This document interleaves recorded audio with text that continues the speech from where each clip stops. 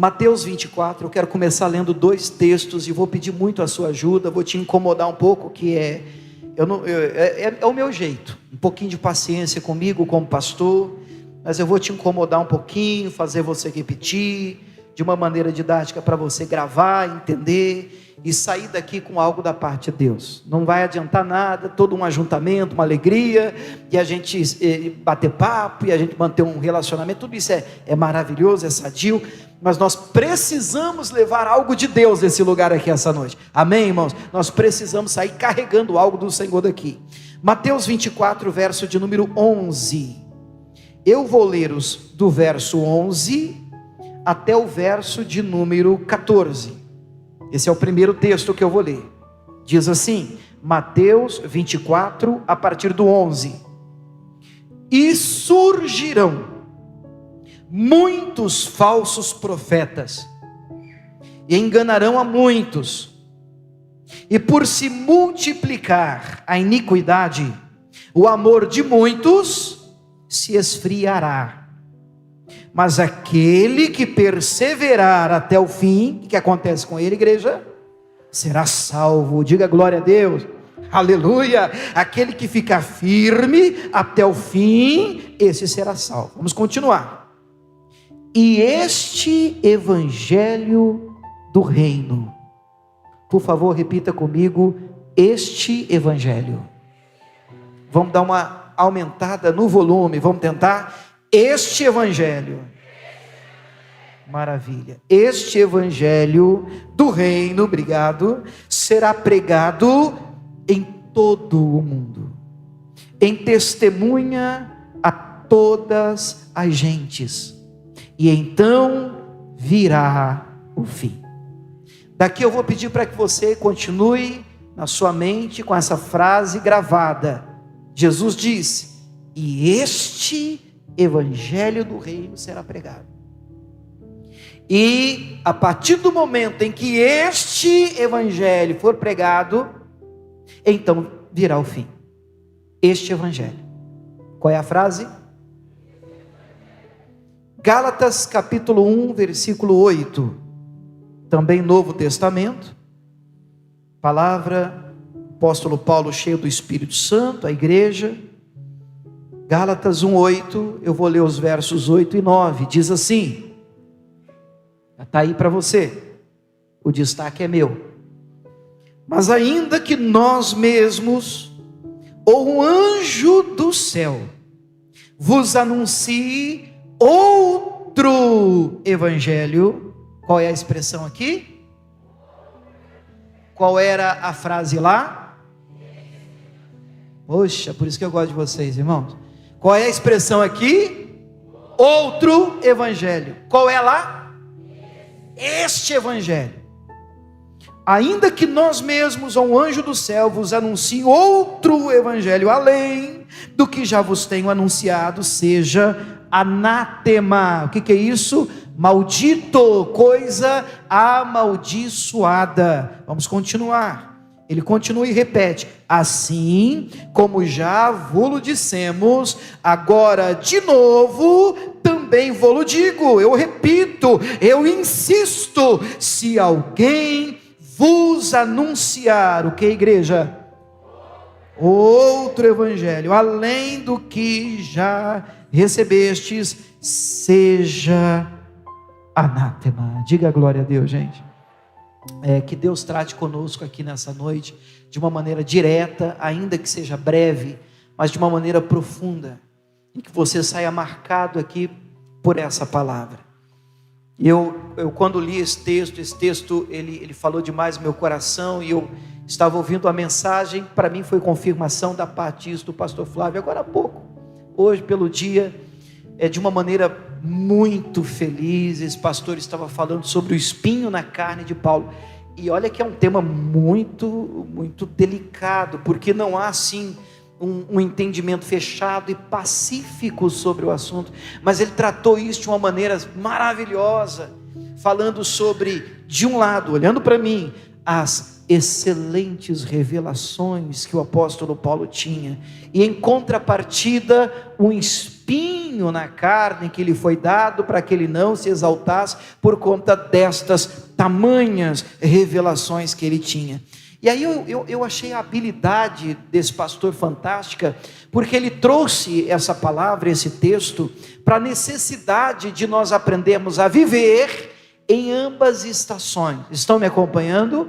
Ambas estações. Porque na vida, enquanto você viver nessa terra, nós teremos sim momentos de maravilhosas e espetaculares revelações. Gente, eu tenho cultos gravados na minha mente, no meu coração, inclusive nessa cidade, onde Deus assim desceu mesmo, e eu chorei largado, eu percebi o Senhor. Você já participou de reunião assim, vigílias, momentos de oração de madrugada, experiências com Deus assim, de você sentir mesmo?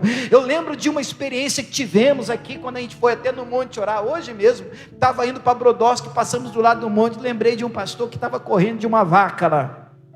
A gente subiu de madrugada, tinha umas vacas lá, talvez ele esteja aqui com a gente, e a gente fugindo, e disse, meu Deus, eu lembro que a gente veio aqui de madrugada a orar. Experiências com Deus nós tivemos ali, mas é óbvio que experiência não é doutrina para uma igreja, mas é bom você ter experiências com Deus, isso é maravilhoso, sabe, essas revelações da parte do Senhor, fantásticas e maravilhosas, e grandiosas, que nos faz acreditar de verdade, que Deus realmente existe, que Ele é real, que vale a pena servir o Senhor. Você pode dizer amém por isso? Mas você há de concordar comigo que nem só de grandes revelações a gente vive. Eu já também experimentei, inclusive também aqui nessa cidade, em qualquer lugar, a vida é assim, de espinhos, de caminhadas de dor, de frustração, de desapontamentos, de sofrimentos, de coisas que não saíram como a gente gostaria que saísse, algumas que a gente até planejou de um jeito, saiu de outro, situações que isoladamente a gente tem dificuldade de entender por quê, nos faz questionar Deus e o seu amor e a sua palavra. Eu achei fantástica essa mensagem que eu ouvi hoje à tarde, porque de uma maneira muito feliz, uma habilidade muito grande, ele falou sobre a importância da gente aprender a viver esta vida aqui na terra, no mundo, tendo momentos de grandes revelações e proximidades com um Deus fantástico, sabe? Mas também entendendo que a vida não é assim todo dia. Não é todo dia que o céu abre no seu quarto, você acorda, Espírito Santo sapateando, rodopiando. Se você falar para mim que você acorda assim, você é um ser estranho, diferente. Porque não é o normal.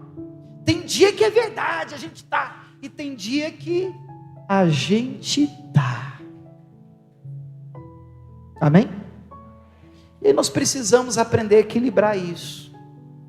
Por isso, quando eu li esse texto hoje, estava pedindo a Deus uma confirmação, confesso, um pouco indeciso, sobre aquilo que eu ministraria nessa nossa primeira ceia do Senhor. Veio ao meu coração essa expressão liberada por Jesus: este evangelho do reino precisa ser pregado. E eu fiquei me perguntando, que evangelho é este que precisa ser pregado? Será que é o evangelho que temos ouvido?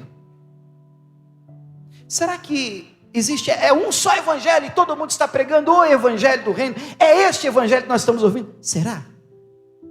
Por isso eu fiz questão de ler Gálatas, que diz: se alguém vos pregar, anunciar um outro evangelho. Então, de um lado Jesus vem e diz, pregue este. Vem o apóstolo Paulo e aponta o cuidado, o perigo. Cuidado para você não ouvir outro. Significa que outros são pregados. Significa afirmar que outros evangelhos têm sido ministrados. Mas graças a Deus que Jesus disse, fique com este. Este é o evangelho do reino. Este evangelho. E aí eu vou tentar te responder de uma maneira muito breve, que evangelho é esse? Abra sua Bíblia em Mateus, o capítulo é de número 11, e nós vamos ficar com Jesus. Em Mateus 11, Jesus faz um convite, e para mim esse convite está de pé até os dias de hoje. É um convite simples, e ao mesmo tempo amo esse lado de Jesus, porque mesmo sendo tão simples, Jesus era tão profundo. Ele é simples, mas tão profundo. Em Mateus 11:28, Jesus faz um convite que ainda se mantém de pé nos nossos dias. E gostaria que você lesse esse convite comigo em voz alta, pode ser? Vamos tentar, toda a igreja do Senhor, vamos lá? Mateus 11:28. Vinde a mim, todos os que estáis, como igreja? Cansados, oprimidos, e agora? E eu vos aliviarei. Vamos continuar até o 30. Tomai sobre vós o meu jugo, e aprendei de mim, que sou manso e humilde de coração, e encontrareis o quê? Descanso para a vossa alma. Como é que termina o convite? Porque o meu jugo é suave, o meu fardo é leve. Vamos aplaudir a palavra de Jesus? Aplauda a palavra do Senhor. A palavra de Deus é maravilhosa. Que convite lindo de Jesus, tão decorado, né? Nós já o conhecemos, nós já o vimos 1 milhão de vezes. Me lembro que estava fazendo compra com a Camila. Camila, para quem não sabe, é minha esposa. Fica de pé, Camila, porque vai aqui, né? Tem que apresentar, né? É essa moça bonita ali do canto. E eu estou fazendo compra com ela. Eu até me lembrei de um irmão que eu encontrei uma vez aqui no mercado. E eu falei para ele, cruzei com ele no mercado. Pastor, sim, o senhor faz compra? Eu falei, a gente faz compra também.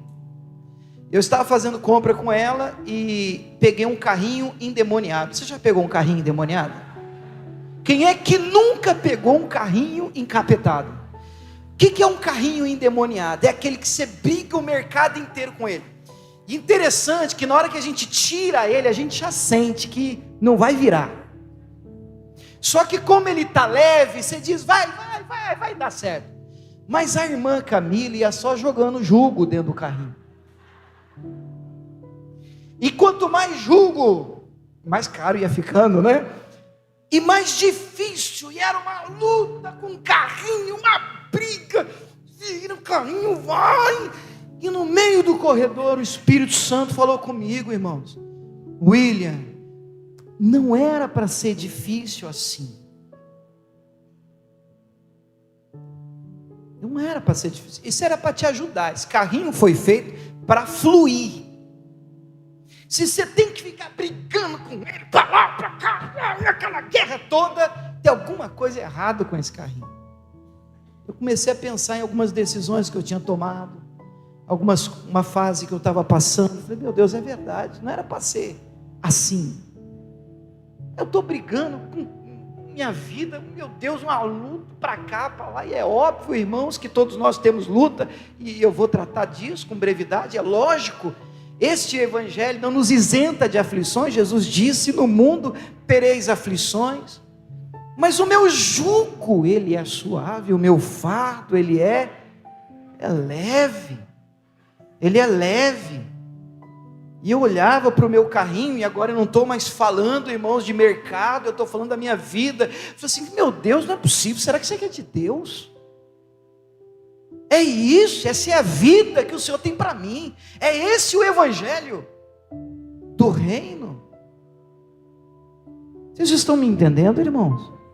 Difícil de empurrar, difícil de fazer um negócio engrenar, até vai, mas você tem que fazer força. E isso gera um problema, por quê? Porque uma vez você faz força, outro dia, e mais um mês, e mais um ano, e daqui a pouco você está, não é só cansado, você está esgotado, irmão, você está esgotado. Aí eu venho para a Bíblia, e Jesus vem e diz assim, vinde a mim. Quem? Vós todos. Vale para pastor? Vale, é todos. Vale para membro? Vale. Vale para músico? Vale. Todos. Vale até para quem entrou aqui e nunca entregou a vida para Jesus, não é nem crente ainda. Vale. Todos que estáis cansados.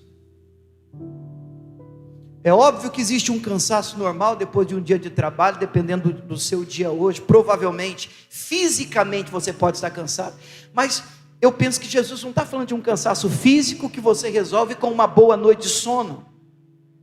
Eu creio que Jesus está falando de uma estafa, de um carrinho quebrado, de uma rodinha que não vai, irmão. Uma vida que exige de você uma energia para a coisa funcionar, e você está sempre esgotado, moído. Jesus diz: cansado, vem a mim, eu vos aliviarei. Isso não significa que se eu paro aqui, a mensagem pode ficar desequilibrada. Então qualquer luta que eu tenha, pastor, é problema, é porque está desequilibrado. Não, porque Jesus continua dizendo: tomai sobre vós o meu jugo. Opa, então existe um jugo que eu preciso carregar. A vida aqui não é uma vida sem jugo. Você sabe o que é jugo, a propósito? Jugo é aquele instrumento, às vezes de madeira, na roça, que você coloca no lombo do boi, no pescoço do boi, normalmente, antigamente, para arar a terra, ou para colocar, quando era 2 bois, 2 animais, para que eles fossem no mesmo passo. É um jugo. Quando a Bíblia usa a expressão jugo desigual, é você colocar um boi com uma mula, um burrinho. Não dá certo, porque o jugo fica desigual, a coisa não funciona. O jugo tem que ser distribuído igualmente. Esse jugo é um peso que você carrega sobre si. E aí Jesus diz: olha, tomai sobre vós o meu jugo, e aprendei de mim. Para mim essa frase é forte: aprendei de mim. Só mais uma vez: aprendei de mim. De mim. Para de ficar ouvindo os outros, para de ficar aprendendo coisas que eu nunca te ensinei, eu nunca mandei você fazer. A gente precisa aprender mais do Senhor Jesus. A gente carrega algumas coisas na nossa vida porque a gente não aprende de Jesus, né? As pessoas falam e a gente diz: tem que levar mesmo. Mas quem disse? Jesus disse. Se foi Jesus, amém, é bem-vindo esse jugo. Se não é de Jesus, eu não quero. Tomai sobre vós o meu jugo, aprendei de mim, manso, humilde de coração. Ele termina: encontrareis descanso. Diga glória a Deus, irmão. Descanso para você. Meu jugo é suave, meu fardo é leve. Lucas capítulo 13. Eu vou tentar ser bem breve aqui, para que a gente não estoure demais o tempo. Mas como eu amo essa história, gente. Lucas 13, 10, é uma história curtinha, de libertação de jugo do inferno. Lucas capítulo 13, verso 10. E o 10 diz assim: e ensinava no sábado numa das sinagogas. Um dos pilares do ministério de Cristo era o ensinamento. Jesus ensinava as pessoas. Por quê? Porque alívio de verdade você tem quando, disse Jesus, você aprende de mim.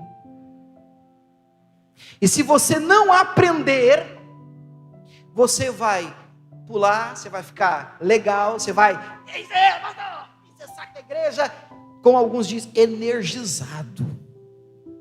Mas amanhã, no primeiro boleto que chegar no correio, pronto, acabou a festa. Porque no mundo tereis aflições. Evangelho precisa ser mais, te dar mais substância do que isso. Então Jesus está ensinando, e no versículo seguinte, no 11, e estava ali uma mulher naquela sinagoga, que tinha um espírito de enfermidade. Quanto tempo, igreja? 18 anos, 18 anos, e por causa disso, o texto diz que ela andava curvada, e não podia, não é que ela não queria, ela não podia, de modo algum, endireitar-se. É óbvio, eu sei, que o texto está falando de um problema físico, causado pela presença, o texto diz isso, eu não estou inventando, de um espírito de enfermidade na vida dessa mulher. Então, por causa desta presença de um espírito maligno, um espírito de enfermidade, ela andava curvada, ela andava torta, e ela não conseguia se endireitar. Mas eu vou pedir licença para você, para usar esse texto de uma maneira figurada. Amém? Vocês estão me acompanhando? Amém ou não amém? Eu vou pedir a você que olhe para mim e imagine esta mulher curvada, esta mulher torta, na sinagoga, tentando, diz o texto, se endireitar. Para mim é a vida de muita gente nas sinagogas de hoje. Sabe, queridos, nós viemos até Jesus e as nossas dores nos aproximam de Deus. E o nosso Deus, Ele é tão bom, porque Jesus cura, Jesus liberta, são tantos os testemunhos que a gente tem, diga glória a Deus, igreja. E Jesus liberta mesmo, Ele abre portas, Ele abençoa, Ele faz, e isso nos aproxima dEle, as nossas necessidades nos aproximam. Foi assim com a mulher que tinha um fluxo de sangue, ela ouviu falar de Jesus, ela foi atrás de Jesus, porque tinha uma necessidade. Bartimeu, o cego de Marcos 10, 46, ouvindo falar que era Jesus, ele corre atrás, e começa a clamar, Jesus, Jesus. As nossas necessidades nos aproximam de Deus, isso é verdade, isso é fato, não tem como. Agora, quando eu olho para essa história, eu vejo nessa mulher o retrato de muita gente dentro das igrejas e sinagogas de hoje, guardadas as proporções. Essa mulher ela está torta dentro da sinagoga, tentando se endireitar, como se fosse possível fazê-lo sozinho. Vou repetir: ninguém consegue se endireitar sem Deus. E aí a gente vai precisar tomar cuidado com a religião, porque o que a religião faz? Você sabe que Jesus não é religião. Olha um minuto para mim. O que a religião faz? A religião faz com que você entre numa igreja e alguém diga assim para você: misericórdia, irmão, toda torta aí, hein? Que é isso, irmã? Você tem que tomar um jeito na sua vida, irmã, toda enrolada, vai se endireitar, irmã, e depois você volta, porque aqui é lugar de gente reta. E eu entendo o que está por detrás da afirmação, mas pense comigo: se você precisa se endireitar para ter Jesus, para que Jesus? A mulher está na sinagoga, Jesus bate os olhos nela, e diz o texto no 12, que vendo a Jesus, chamou-a a si, e disse-lhe: mulher, estás livre da tua enfermidade. Diga glória a Deus. E colocou, impôs as mãos sobre ela, e agora, com uma mãozinha dos céus, finalmente ela conseguiu se endireitar. Eu olho para esse texto e percebo uma pérola aqui. Não significa que nós vamos transferir a responsabilidade de andar direito para Deus, é Ele que faz. Não, nós somos cooperadores, há uma responsabilidade nossa. Só que Jesus disse em João 15 que sem mim nada podeis fazer. Sabe, você não pode arrumar o seu casamento sozinho. Você pode fazer muitos cursos, você pode ir em várias palestras, e eu acho até que deve procurar ajuda em terapia, não há problema nenhum em relação a isso. Mas se o Senhor não edificar a casa, se Ele não pôr a mão nesse negócio, se Ele não te ajudar, se Ele não estender a mão para você, se Deus não entrar nesse projeto, seu trabalho, o seu esforço será em vão. Salmo 127 diz isso. Você precisa de ajuda, você precisa de Deus, você precisa de Cristo, senão você não consegue se livrar de um jugo que não é seu, que não é de Deus, que não vem do Senhor. Jesus olha para aquela mulher e há um jugo do inferno, há um espírito de enfermidade, há um demônio montado nas costas dessa mulher, e ela está na sinagoga, 18 anos. O que essa mulher conhece? A religião, a igreja, um sistema religioso. Mas naquele dia, quem é que está pregando naquele lugar? Jesus de Nazaré. E a boa notícia para você nessa noite é que Jesus, este mesmo, está aqui nessa noite. Ele não mudou. Ele é o mesmo ontem, hoje e será para todo sempre. Jesus bate os olhos nessa mulher e Jesus diz: mulher, vem aqui na frente agora. Imagina a vergonha. Jesus não diz endireita e vem. Jesus diz: vem. Mas vem sim, vem. Cansado, oprimido, sobrecarregado, torto. Eu quero ajudar você. Isso não significa que eu aprovo, não significa que eu quero que você se mantenha assim, mas eu estou vendo a sua luta para tentar endireitar uma área da sua vida, e você está cansado de tentar. E tem gente aqui que está fazendo força, pastor, já fiz força, eu digo agora vai, agora vou andar direitinho, sabe, eu imagino essa mulher assim, agora vai, e é frustrante isso. Uma vez eu ouvi uma pessoa dizer para mim: pastor, acho que eu não nasci para ser crente, porque eu não consigo andar direito, como se isso fosse só mérito nosso. Você precisa de Cristo. Você não vai conseguir se endireitar se Jesus não colocar as mãos dele sobre você. Jesus chama aquela mulher, Jesus coloca as mãos sobre ela, diz: mulher, agora sim, você está livre da tua enfermidade. Agora você está livre para andar do jeito que você quiser andar. Então ela, livre, ela com as mãos de Cristo sobre ela, ela toma uma decisão. O texto diz que ela se endireita. Ela toma a decisão. Então tá bom. Rumou. E ela saiu dali para andar em retidão. Vocês estão entendendo a comparação que eu estou falando? Essa mãozinha está disponível nessa noite para curar, para libertar, para salvar, para te dar a força que está faltando para você organizar essa área da sua vida. Se essa mensagem te edificou e você sente no coração de abençoar essa obra, seja um parceiro da IBN Ribeirão Preto. Ajude-nos a espalhar as boas novas que Cristo nos traz. WhatsApp para contato: 16 99991 8115.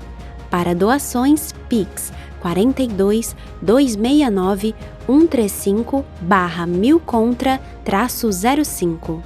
Siga também no YouTube o canal William Sodré e Instagram @Pastor William Sodré e @IBN Ribeirão Preto. Deus abençoe!